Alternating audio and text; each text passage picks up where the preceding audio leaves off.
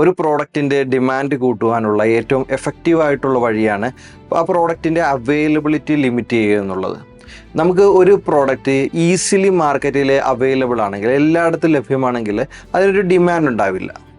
പക്ഷേ അതൊരു ലിമിറ്റഡ് ആണെങ്കിൽ, ഒരു ലിമിറ്റഡ് എഡിഷൻ എന്നൊക്കെ പറയുന്ന പോലെ വളരെ കുറച്ച് മാത്രമേ മാർക്കറ്റിലുള്ളൂ എങ്കിൽ അതിന് വളരെ വലിയ ഡിമാൻഡായിരിക്കും. അതായത് അതിൻ്റെ സപ്ലൈ കുറവാണ്, അതുകൊണ്ട് തന്നെ അതിൻ്റെ ഡിമാൻഡ് കൂടുതലായിരിക്കും.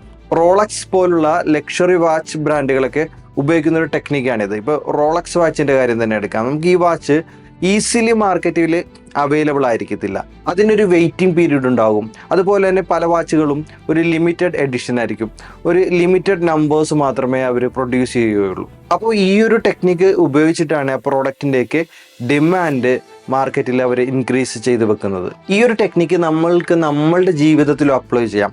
നിങ്ങൾ എപ്പോഴും ആളുകൾക്ക് ഈസിലി അവൈലബിൾ ആണോ? നിങ്ങൾ എല്ലാവർക്കും യെസ് പറഞ്ഞ് നടക്കുകയാണെങ്കിൽ നിങ്ങൾക്ക് ആരും ഒരു ഡിമാൻഡ് നൽകത്തില്ല, നിങ്ങളുടെ സമയത്തിന് ആരും ഒരു വില നൽകത്തില്ല. നിങ്ങളുടെ അവൈലബിലിറ്റി ലിമിറ്റ് ചെയ്യുക, നിങ്ങളുടെ ലഭ്യതയ്ക്കൊരു പരിധി ഇടുക, ആവശ്യമുള്ളിടത്ത് മാത്രം അവൈലബിൾ ആകുക. നിങ്ങളെ ആളുകൾക്ക് അനായാസം എളുപ്പത്തിൽ കിട്ടേണ്ട ഒരാളല്ല. നിങ്ങൾക്കൊരു ഡിമാൻഡ് വേണമെങ്കിൽ നിങ്ങളുടെ സമയത്തിന്, നിങ്ങളുടെ പ്രസൻസിന് ആളുകൾ ഒരു വില നൽകണം. അതിന് ഈസിലി അവൈലബിൾ ആകാതിരിക്കുക, അനാവശ്യ കാര്യങ്ങളിലും എപ്പോഴും നിങ്ങളുടെ പ്രസൻസ് ഉണ്ടാകാതിരിക്കുക, ആവശ്യമുള്ളിടത്ത് മാത്രം നിങ്ങൾ അവൈലബിൾ ആയിരിക്കുക. ഇതുവഴി നിങ്ങളുടെ ഡിമാൻഡ് നിങ്ങൾക്ക് ഉയർത്തിയെടുക്കാൻ സാധിക്കുന്നതാണ്. ഇത് പേഴ്സണൽ ലൈഫിലും ആപ്ലിക്കബിൾ ആയിട്ടുള്ളൊരു ടെക്നിക്കാണ്.